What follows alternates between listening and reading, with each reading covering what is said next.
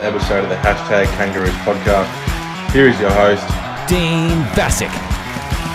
Let's go, Kangas! Well, Davies Uniac getting early possessions. Cunnington for the dream start. Cunnington from 35. They come from everywhere and the party starts early for the number 10. What a wonderful, wonderful scene. Welcome to another episode. My name is Dean Bassick. You can find me on X at Hashtag Kangas, Instagram Hashtag Kangaroos Podcast. Today, I am alone, and Happy New Year to all my fellow North supporters and listeners and haters out there, of course. Hopefully, you all have a great 2025 and achieve what you want to achieve. All right, today's episode, and I hope you all aren't too hungover from last night. For me personally, I was in bed at 9:45. Closed my windows, didn't hear a firework, and woke up nice and early. So, yeah, it worked out pretty well for me. Today is my best 5 highlights of 2024 and what I want and hope and pray to see in 2025. So, top 5 things I want to see in 2025. I was going to say things I didn't want to see, but I don't want to make it a negative podcast. We've had plenty of that over the years, so we don't want to do that anymore. You know, we want to start off the year fresh and in a positive frame of mind and get those New Year's resolutions going. If you do that, personally, I don't do them, but everyone's different like that. All right. Also, I will go through out-of-contract players in 2025 before I forget that we need to re-sign. There's one or two that in particular that probably want to re-sign, or a couple that might be under a little bit of pressure for their list spot in 2026 going forward. So we'll see how we go. I'll go through. So, might as well get started. I'll go through the highlights of 2024, and I'll go from number 5 to number 1 so we can build up slowly. Go from, the worst to the best, I guess, the worst highlight. Does that make sense? I'm not too sure. Anyways, we'll start with number 5.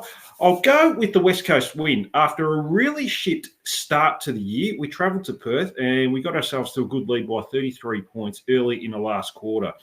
I believe it was around 33 points, might have been 27, I can't remember exactly, before getting run down and losing the lead late in the game. But then we were able to regain the lead. Our captain, Jai Simpkin, coming up big with a goal from a little controversial holding the ball decision and slotting through a good goal from about 50 metres out. Still plenty of work to be done, so full credit to him. We held... and still had a little bit of work to go, but held firm and kicked a great goal right towards the last minute to seal the game. Paul Curtis kicking that. So for our first win of the year, especially after that first half of the year, we were very uncompetitive. It looked very bleak. So to get that first win, I thought was a really big highlight for the team. And for the next 6 to 8 weeks, we're actually quite good. We won't talk about the last couple of weeks. I'll probably talk about that a little bit later. But for that period of time, for about 6 to 8 weeks, we're quite competitive. I think we beat Gold Coast, should have beaten Collingwood, got to a 53-point lead early in the third quarter or something in that range. Might have been 52, 51, something like that, and got run down to lose by a point. Just lost to the D's after overrunning them in the last quarter. Beat Gold Coast. Did I mention that? I'm not even too sure. And I think we beat Richmond as well in that period. So we certainly showed good signs in that 6 to 8 weeks and showed a glimpse of what we are capable of for the future. Anyways, number 4, the re-signing of players for me. It was important. Bailey Scott and Cameron Zurhaar, they're the biggest ones that we need to re-sign. We had a good patch after the bye rounds. Like I just sort of said, beat West Coast, lost the Pies, beat Gold Coast and Richmond, just lost the D's like I mentioned. We had a good patch, and those boys could see it at the time. They seen a glimpse into the future of what we are capable of, and they both re-signed at the right time because the last 2 weeks were a shambles, and if they waited, they might have done a U-turn on the whole thing. Who knows? So it was important they re-signed before that period, and they seen it for 6 to 8 weeks. Cameron Zurhaar, obviously the big one. I think it was 5 years, wasn't it? So good money. That was on the table for a long time. It looked really bleak there for a period, probably 7 or 8 rounds in. It was a matter of him going almost. I think Mark Allo was even saying he was just checked out and just take him out of the team. And Bailey Scott there was a lot of rumours right till the end that he was looking at going back north up to the Gold Coast. That was rumoured a couple of years ago before he re-signed another 2-year deal back then. He's obviously re-signed this time for 2 years. So full credit to him for sticking around. It could have been easy for him to maybe go up north. I don't know if there was much interest up north. another 2-year contract. So he's still a little bit uncertain about the future.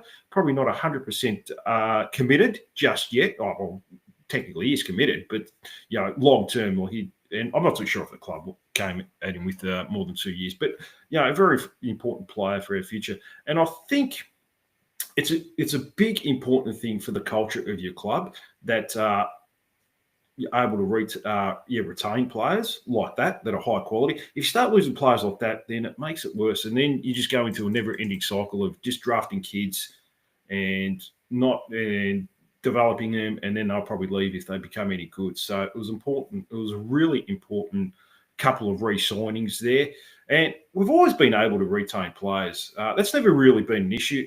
Haven't been able to attract the big fish, but we did in the 90s, and when we do become a good team, again, which is slowly building and getting there, you might see one or two come across. We did it in the 90s, and when we were successful, we were able to get some, not as big fish as you'd like, but I remember Matthew Armstrong is a very good midfielder for the Fitzroy Lions, decided to come across on a good 4-year deal. There was a couple others. Lee Colbert left Geelong as captain at the time, wanted to come to North. Keenan Reynolds left the Western Bulldogs. I know it didn't work out for him, but he was able to come across. So, we're able to get a couple of decent players, and it generally comes with success. So, we'll see how we go. As Pat comes in with Happy New Year, Dino. Thank you very much, Pat. Thanks for joining me as well. And Cobb, things are start looking up. That's obviously the intro song, but I went with the other one today. So, I'll put that one back on for you. I just can't use a Hugh Greenwood voiceover anymore because he's not at the club anymore. But thanks for that, boys. Thanks for chiming in with the chat. Number 3, the former Tristan Sherry. I've been blessed through following the club for, being a member for 30 years and watching a lot of players through that time. We've always been able to produce really good number 1 ruckman in my time. The best has been Todd Goldstein, but I've seen Alex Oshenko in the early 90s, who we got from the Brisbane Bears, a fringe player at the Bears. Very good, strong ruckman. Very good, tap ruckman. Wasn't as strong around the ground, but definitely got the most out of his ability. Corey McKernan, don't need to say much more than him. A lot of people know him as being a very good ruck forward. Matthew Capuano was a backup in the 96 Premiership. Hamish McIntosh was who was good there for a number of years till Todd Goldstein took over him in about 2007. Mark Porter, probably the worst of them from Carlton, was also good. Big, strong body. So I thought this year was going to see a regression in that spot, but it was the complete opposite. I mocked him and called him future All-Australian Tristan Sherry in the pre-season. Sorry about that, X. He wasn't far off. And if he was in a better team, I should say, this year, he would have got in. He was 3rd in the comp for tackles, the only player that wasn't a midfielder to do that, 7th in clearances, 9th in total possessions. What? 9th in total contested possessions, I should say. What? He's not even a midfielder. Even peak Dean Cox, peak Max Gawn didn't have these numbers. Didn't give up on the season. The only player that could hold his head high in that last round to Hawthorn, that massive loss by 124 points. He seemed like the only player that, was really trying, giving his back some effort, I should say. I think he had 25 possessions that game. Really put himself, in a contest. The game against West Coast where he chased down Liam Ryan from the centre square. That's a player we love. All old North supporters love to see that effort. You ask any North supporter, and we aren't worried about results, the older ones. We just want to see that maximum effort from players every week. I love some of those early 2000s teams. I know I've had Troy Makepeace on a few times, but that guy absolutely gave it all on his footy field every week and got the absolute maximum he could out of himself. Courageous for a little guy as well, very courageous. Daniel Harris, loved him. He is a fan favourite now. He's the old Big X, so good on him for that. I think I've just got a question here. Any North Avengers pods planned soon with North Pod shin boners further north? Not at this stage. We'll probably do one just before the season sort of starts. That's when we've generally been doing. We all just catch up. I know Bailey's. I'm pretty sure he's still in Canada at this stage. Josh Neal, he's coming back maybe later this month. I think he's going to come back on. And I know Jason has just had a newborn baby in the last few weeks, so make sure you wish him well. So that's probably keeping him pretty busy, but we'll try and organise a day. I'll probably get in contact with those boys in the next couple of weeks and sort of see if we can work something out. So there's still plenty of time for that. So, yeah, thanks for chiming in again. That was Cobb, wasn't it? So, yeah, thanks for chiming in there, young fella. Number 2, and I'm going to put 2 players here. Watching Harry Sheezel and Jasmine Garner. How can anyone not love Harry Sheezel? He's such a humble guy and just does everything with humility. One of the highest character individuals I think you'll ever meet. I remember speaking to him pre-draft. This was before he was drafted on Instagram, just a few DMs here and there. And I also almost had him on the podcast. It was about this close. We went back and forth a few times and just couldn't make it happen. He wouldn't remember now, and I don't care. But you can tell he was raised with the highest values. He's the face of the club already. Every poster or membership card will have him on it for the next 10 years. He'll be captain in the next year or two. There's no doubt about that. Just on the field as well, I was thinking that he might regress a little once he moved out of the back line, but his move to the forward midfield was a move that had to happen. Very dangerous in that forward half and pushing into the middle. Kept his possession average up. And we're seeing him, sorry, the alarm's just going on my phone, and we're seeing him look more dangerous in the forward half of the ground, which is what we're hoping to see with Colby McKercher this year. So fantastic players. Jasmine Garner. Now, if you haven't seen an AFL game, then do yourself a favour and just watch this girl. She's the best player in the comp and probably the best player in AFLW that has ever had. Just a genius. I don't know what to say about it. Different type of player to Harry Sheezel, and that she can go forward, take a mark, and find space in tight spaces where there is none, but get so much of the ball. That second half in the ground, he says it all. 22 possessions, I think 15 of them contested or something ridiculous. She got tagged in that first half, was released in the second half, and she gave Brisbane no chance. She's someone else that is very humble, good values in life, happy to interact on Instagram if you do message her. You can tell she doesn't feel comfortable with the praise she often gets from everyone, including myself, but she deserves it and takes it in a stride. And she is always happy to make it about her teammates rather than her. I could sort of sit here and say, I might ask her a personal question, but she would just come in and start talking about the team. That's the highest character you can ask of anyone. 2 absolute guns are Harry Sheezel and Jasmine Garner. Number 2, that's the number 2 highlight for me in 2024. Number 1, and this has to be an easy one for a lot of diehard North supporters, the women's team.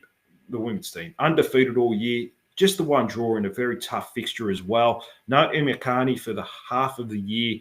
They're just a great team. That's all I can say. They remind me of the Geelong Cats in the 2000s, who had a lot of individual talent, but they were just great teammates. Stevie J, James Bartel, Ablett, even when he left, the leadership of Selwood, Tomahawk, all very unselfish players. I didn't even mention Matthew Scarlett in the back line with Corey Enright. It was just a very good unit, and that's who I see. I think we'll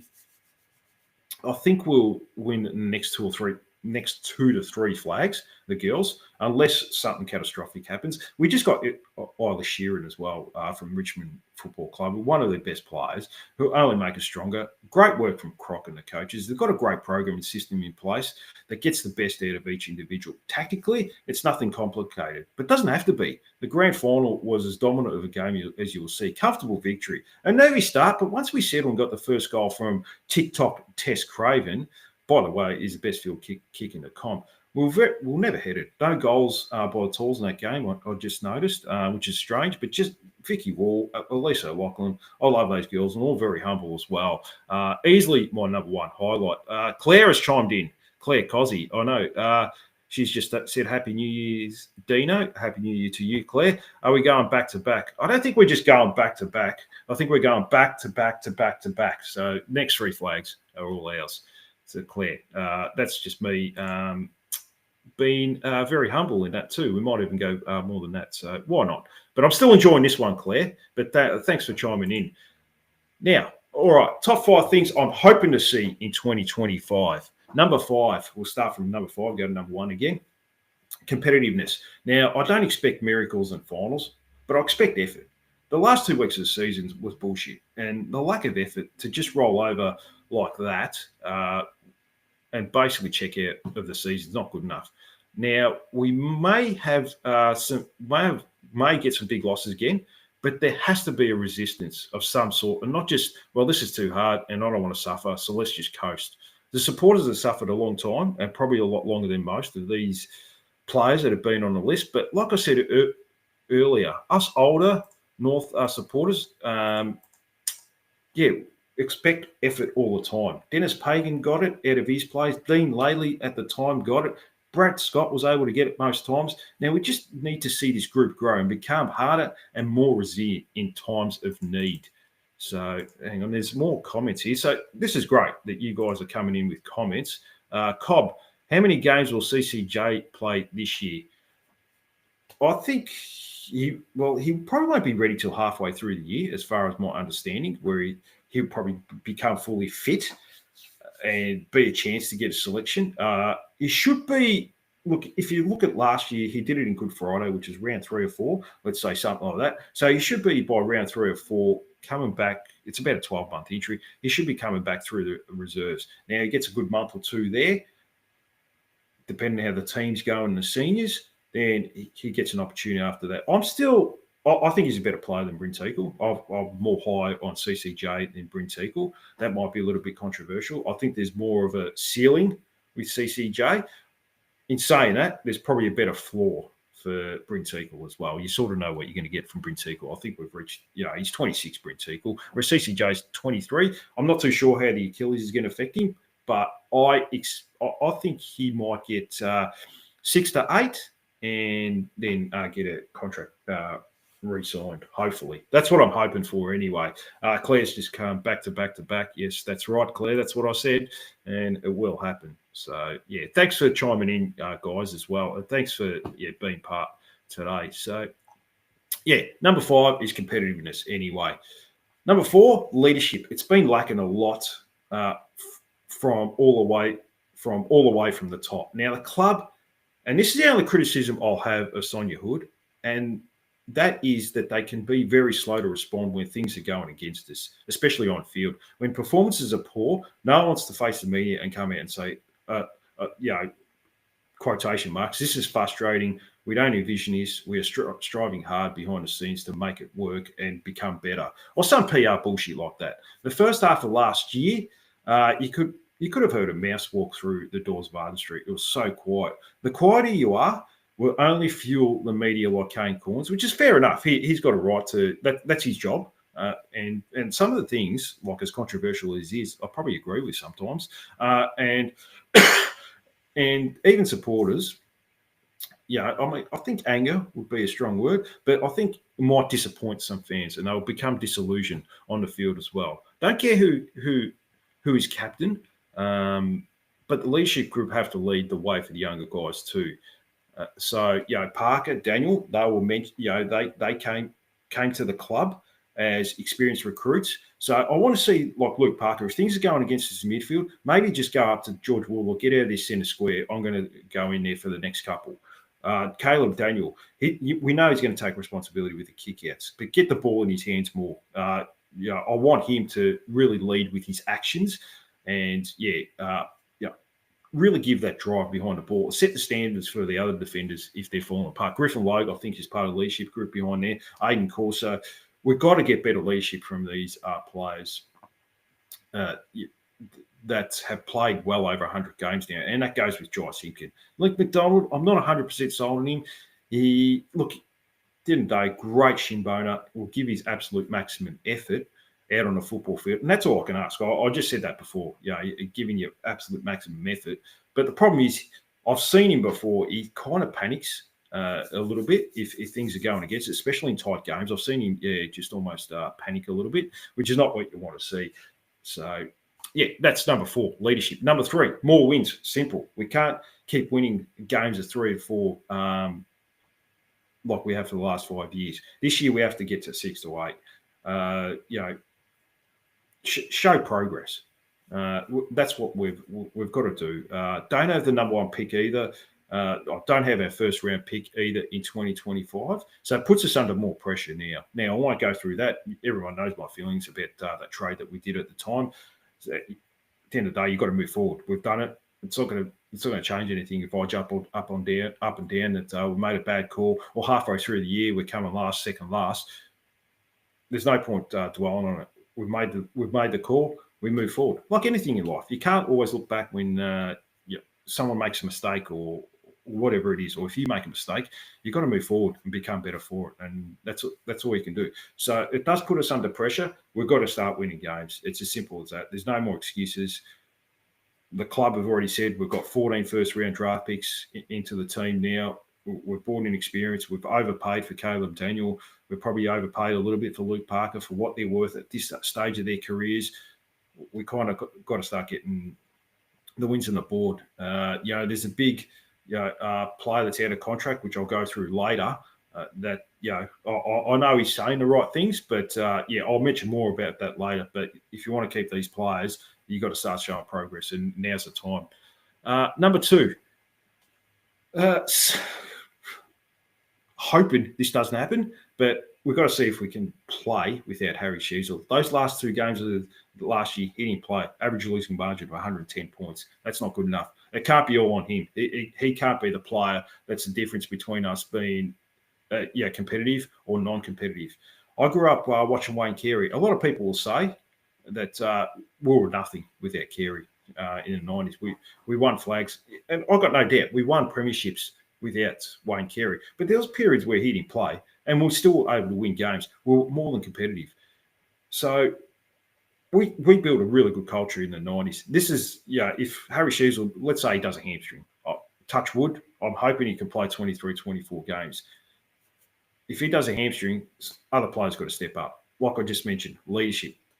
They've got to step up. Another player that comes from the VFL that comes into the team, I don't know who that could be. Miller Bergman, for say. I don't know. Robert Hansen or something like that. I'm not expecting them to play like Harry Sheezel, but they've got to step up and take responsibility. So I want to see if Harry Sheezel misses time, that we do have a good enough culture, good enough resilience, which I've gone through a lot. Seems to be the theme of the podcast, that we can win games with those boys. Cobb has come in. Huge call on Callum Coleman-Jones. That's just my call. You might have a different opinion on that. So, look, totally up to you, Cobb. One thing I want to do in 2025, I'll go through my New Year's resolution, is stop saying no, all that sort of thing. So I'm trying to be better. That's all you can do. Number one, I want to see another flag for the girls. I've just mentioned that with Claire. Love to see it for the men's, but that won't happen anytime soon. Great girls, great team. Hopefully see an injury-free year as well for them. That would be fantastic. If that happens, they don't get many injuries, then I think they'll win it. A few players still got to come through. I think Georgia Stubbs apparently is a very good player. A lot of girls talking her up. There's a little bit of depth. Neve Martin couldn't get a game. She's a very good small forward. So there is enough. And then we get Isla Sheeran. Yeah. So I think we will get the job done with those girls. But the men come first. No pun intended there. Sorry about that. Sort of joke there. But they start the season first. I'll try and be a bit more PG. They start the season off first. So, we focus on them. But I'm going to try and get a few of the girls on over the next month, talk about their premiership success. I think, I think it'll be, I just said it again. I think it'll be good to listen to their thoughts and how the game went on grand final day. Anyways, we'll go through out of contract plays for 2025 before I sum up. Number 1 to number 5, things I want to see in 2025. So, out of contract players. Aidan Corr, pretty important player, I would think. His 5 years have gone pretty quick. We've got him from GWS for 5 years, but you're coming out of contract, 31 years old. He will turn this year, but we need experience in that back line, and he definitely is a priority. I think he'd be looking at a 2-year, 3-year contract. There might be clubs that are near the premiership that might be a little bit interested. Maybe the Sydney Swans might sort of say, we need another experienced defender. He'd be nice. So that might come in with three or 4 years. The 31 is like the new 28 this day and age with sports science, how it is. So, sorry about that. So he might, I think he might be a little bit of a priority as far as re-signing. Bryn Teakle, I think he is a depth player this year. A lot of people, when I mentioned my version 1 team, he wasn't in it.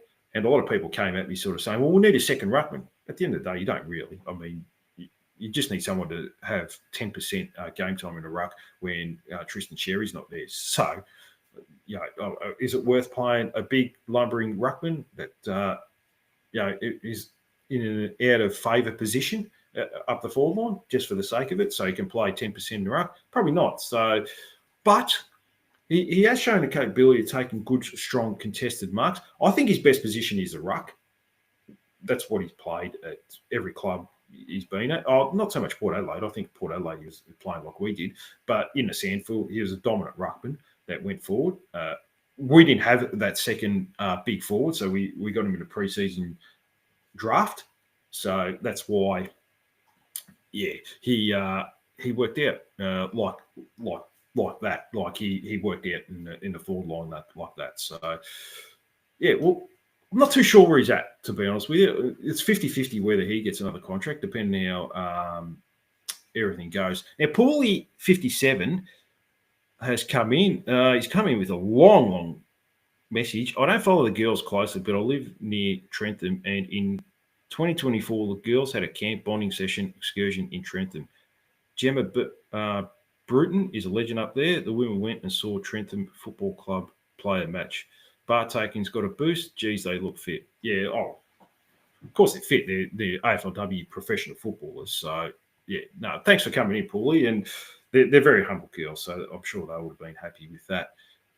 CCJ, now, big contract year for him, coming off an Achilles injury. Didn't have the best 3 games he played last year, the first 3 rounds. He was getting a lot of criticism in the crowd before he did his Achilles in that game.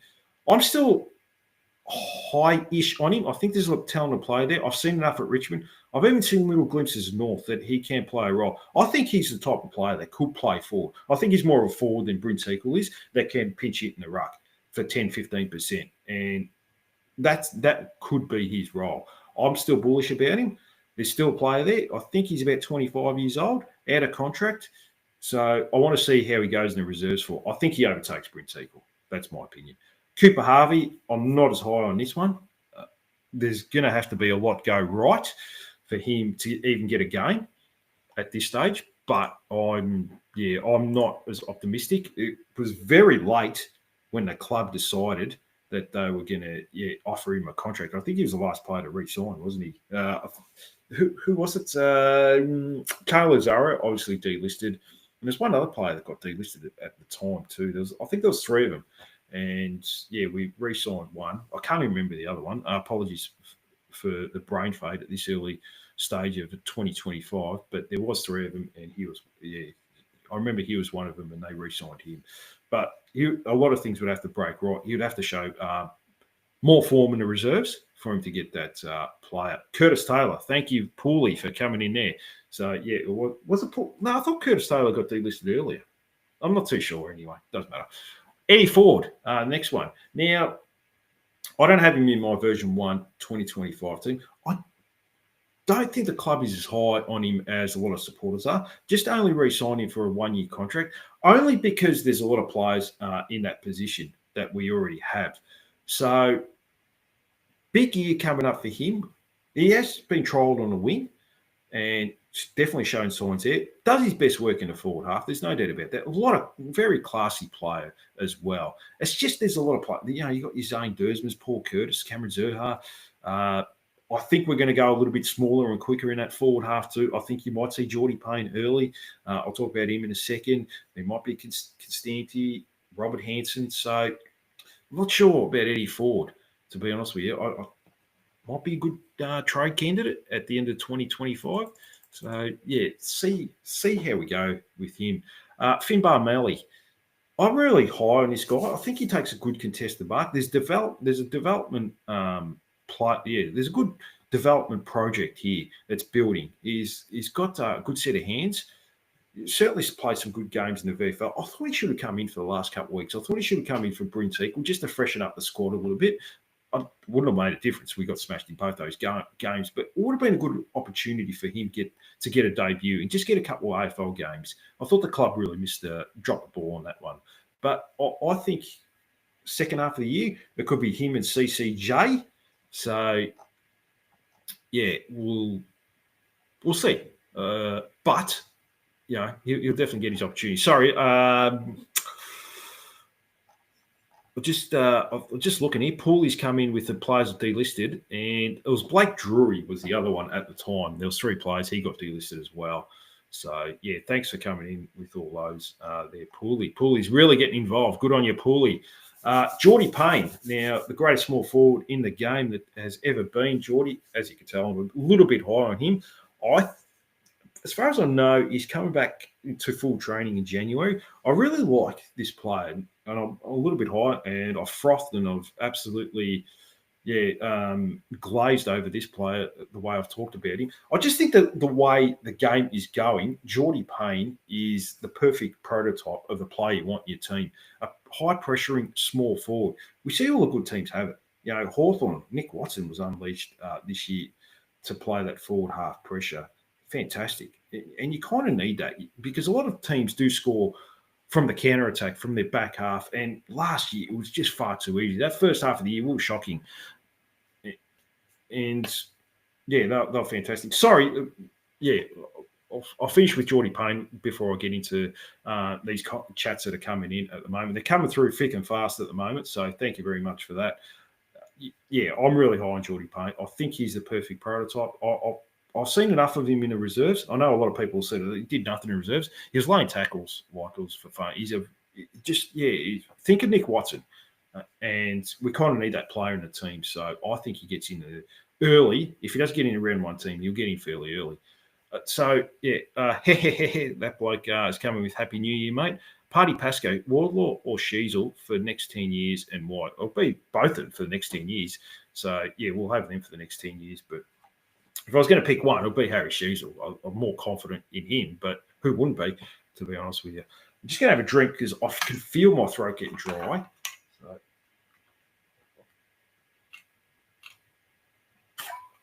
And if I don't have a drink, I'll have a coughing fit, and no one wants to hear that. Josh Goda. So, I'll go to Jacob Constanti. Now, he looked like a bit of a throwing.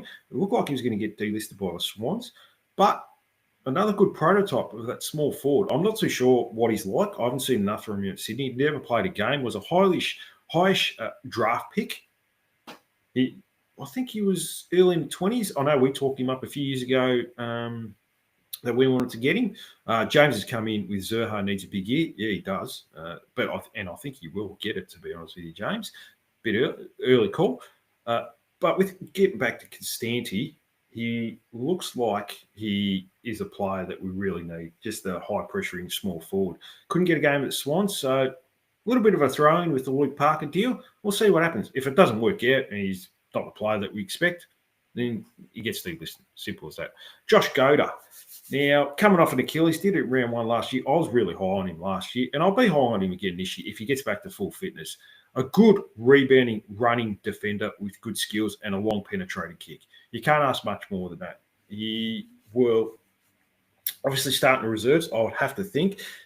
I think he's at full training or close to it, so they probably will start him in the VFL. So,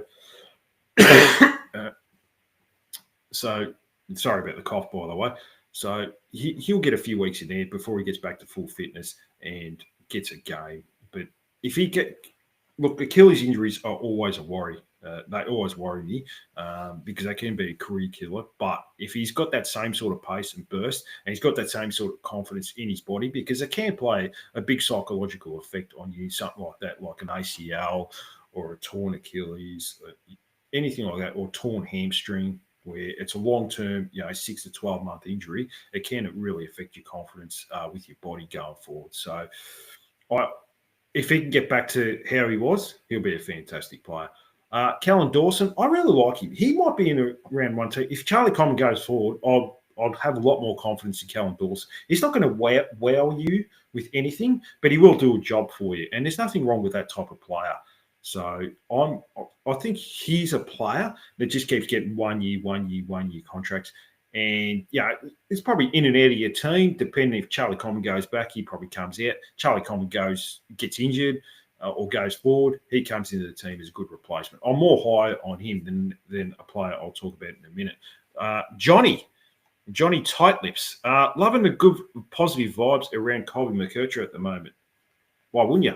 I think Goda will be a top 15 player in our team by the end of the year. I think if he gets back to how he was, he probably will be. That's a good call there.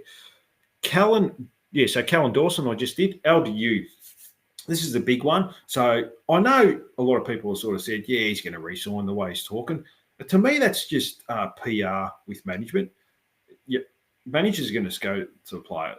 This is my opinion. I could be wrong, but they're going to go to a player and sort of say, look, just say the right things like you want to stay, you see a long-term future here, and then I can drive your price up. I can go to St Kilda, I can go to Collingwood and say, look, this player is really committed. You're going to have to come in with the money and incentives and all that sort of thing because he hasn't re-signed, and he's not going to re-sign before round one, I don't think.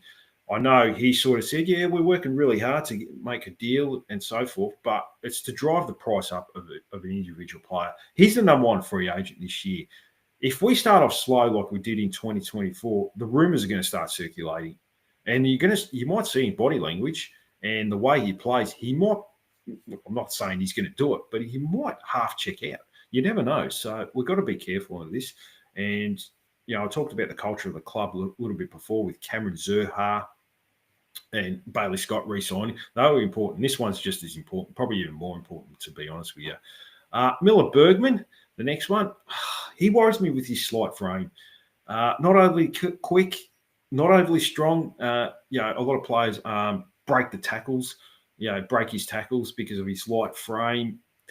I don't know with Miller Bergman at the moment, to be honest with you. He's got a good penetrating kick. I do like that. But outside of that, I just haven't seen enough from him. He gets injured a lot too. He's had a lot of soft tissue injuries, which worries me a little bit. So he's not going to be – I don't think he gets in the team early-ish in the year. But if he does get in the team, then we've got to see growth for him to get another contract. Robert Hansen, I should leave this one to Mark Allo because he'll be frothing and glazing all over this one. He's really high on Robert Hansen. He's got to work on the defensive side of his game. So I see Geordie Payne being that player that's, will do the defensive side, whereas Robert Hansen doesn't do it. Very good player, a lot of class when he's got it, but he's got to work on that defensive part. Toby Pink, I'm not as high on. I think he's a handy depth player. He was screwed a little bit, going forward this year after being a defender, a very good Sandfield defender, and started off the year okay in the AFL. He had a good game against Fremantle in the first half, like a lot of them did, with a couple of intercepts, but not sure what his role is going to be. I think a handy depth defender, and I don't really want to see him as a forward anymore. We'll try that for half the year, almost as a forward half tagging defender, to be honest with you, trying to stop the intercepts, which is where we were at last year. So if we're going to go through that rabbit hole again, then we're going to be struggling. So hopefully we don't have to go down that. But you never know. If he gets a settled position in the back half, he definitely might get that opportunity. Now, he hit a trigger this year to get another contract this year. So if he didn't hit that trigger, it would have been interesting to see if they kept him. Will Phillips, we all want to see this guy succeed. But I've mentioned this before. I don't know. He doesn't look like he has a position outside of the midfield. I don't know there's a lot of depth through that midfield at the moment. So I don't know whose place he takes unless there's injuries. So it's going to be a really interesting year. Obviously, the club aren't as high on him as well. They gave him a 1-year contract late. I'm surprised no other clubs came in for him and offered him a trade, but he's got no trade value at the moment. You wouldn't get anything like a third or fourth rounder or basically anything. I think it was Paddy Dow, probably similar, fourth rounder or something like that. So picking the 40s or 50s, not really worth it. I'd rather a little bit to see what a little bit of the finished product is. Look, he may be a player that 3 or 4 rounds in, and this is just me speculating and talking a bit of shit, that he might come in, especially if we need a run with player. We feel like we need a run with player in that midfield. He has shown a capability to do that. So, yeah, that might be his role. I'm not sure. I don't think he's a ball-winning midfielder. He does get in and under. He does get the contested possessions, but I'm not. Yeah, I don't know if there's another role outside of run with player at this stage. So I could be wrong. I know someone came in, I think it was AJ Neville on Spotify, left a comment, sort of said he's got him as a buy when I did the buy or sell show. I did it last week. So he's got him as a buy. So hopefully you're right, because we've seen how much of a high character he is, and we definitely want to see the best out of him. All right, I've got to go a couple more comments here. So there's coming. We have to start good, or it's going to get bad quickly. Look, possibly. And Graham, anyone who leaves now does so at great risk because they've been through the hard times and will miss out on the good. Look, that's the message you've got to sell them, I guess, at the end of the day, Graham. It's a fair point. So that's all. We'll have to wait and see. But at the end of the day, managers, they can get inside players' heads pretty quickly. Someone like LDU this is his big payday as well. I know it's not always about money, but it has to be a little bit about money. And if Collingwood came in and offered him a little bit more money, because you'd have to think there's a few players that are probably their contracts as far as paying him. Like I think I think they stopped paying Treloar now, Grundy. So they've got a lot of money coming through that's been released. They've already re-signed their big name players, Jordan Goey. Nick Dacos has signed long term. So, they might come in with more money. All right, you can play, for a top 4, top 6 team in finals, play in the Anzac Day games at the MCG every week. So, you got to be wary of that. And, what do we come back with? What do we offer? We say, look, we've got this young team we're building with, but it might be 3 or 4 years away, especially if you start slow, like came in. Then, so we've got to be wary of that. So the priorities, I'll go top 3. LDU is a big priority, like I was just talking about. Aiden Core, I think that, look, we've got to worry that we need experienced head in that back half. And there will be clubs that might come in, like Sydney Swans, who think, well, we're pretty close to a premiership. We just need an extra defender. Or Geelong, they like getting anyone over 30. They might just sort of say, we need an extra defender. Let's just give Aiden Core 3 years. He's a good, reliable player. So, and he might say, look, I wouldn't mind getting a flag in my last 2 or 3 years of football. So I've gone here number 2, and I've gone Josh Coda number 3, just in case. I think we should almost look to re-sign him for another 12 months now, because I think it is a buy low opportunity. If he comes good and becomes a player that I thought he was going to be last year before the Achilles, and if he becomes that player early in the season and takes over like a McKercher in that back half or whoever we've got in that back half, then, the clubs might come in for him. You never know. So they're the top 3 at the moment. That's it for today. Oh, well, I'll go through. So I'll quickly go through the number 5 to number 1, highlights of 2025. So the West Coast win. Number 4, the re-signings. Number 3, the form of Tristan Sherry. Number 2, watching Harry Sheezel and Jasmine Garner. Number 1, the girls winning the flag. So 2025, the 5 things you want to see. Number 5, competitiveness. Number 4, leadership on and off the field. Number 3, more wins. Number 2, seeing if we can play without Harry Sheezel and win a game with that. Number 1, I want to see another flag for the girls. That's what I want to see. So Pooley's come in. Sheezel is the new Pendlebury. He's pretty much similar to Nick Dacos. Look, we're building our club around him. Whether I think he doesn't mind it, but you can sort of tell the way the club just built him up. Even when we're talking to the girls, when the boys talk to the girls, they say, "Sheezel, you say something." No one else, because they know how good he is. The cameras go straight to him. If the boys were watching the girls in the finals, they just go straight to him. He's the face of the club, and he's taken it in his stride, and that's what I love about him. So that's it for today. Hope you all like that. let me know. Jump in the comments and let me know what you think of it. Come up with your top 5 highlights of the year 2024 and the top 5 things you want to see in 2025. Get involved. Anyways, hope I hope you and your family all had a great 2024 and make it a goal for yourselves to have a better 2025 than 2024. Maybe you might look at doing something like small, like meditation, spending less time on social media, which I would definitely recommend, watching the girls' grand final more, looking at you, Claire Cozzy, catching up with more people in person. We've all got a choice and things that are in our control to make ourselves better. So do that. Don't rely on your sports team, North Melbourne, or things that are out of your control to make you happy or blissful. Those are things that are out of your control. For me, and I listened back to one of my episodes, and I did say, I don't really like listening to myself. I never really listen to my podcast, but I'm always looking for improvement. I do say, maybe, see what happens a lot. So I'll try and be better. Because it doesn't sound very professional, does it? But can't promise it. Because I'm no Joe Rogan, that's for sure. One thing I've done recently for myself, for self-improvement, is cold showers. Been doing that for about 4 months. And I suffered allergies a lot and didn't get any this year. No hay fever, touch wood, and haven't got any colds or flus or anything like that. So try it. Start off slow and go mild for 15 seconds for a week. After having a normal shower, just go mild, go a little bit cold, and then build up for a few weeks. And I'll do 3 minutes as soon as I wake up in the morning. Game changer, trust me. Read Wim Hof's book. That's a big game changer. You can buy it from, I think, Woolies or Coles or something like that. Came up maybe. I think I bought it for like $10. Maybe you want to read more books in 2025.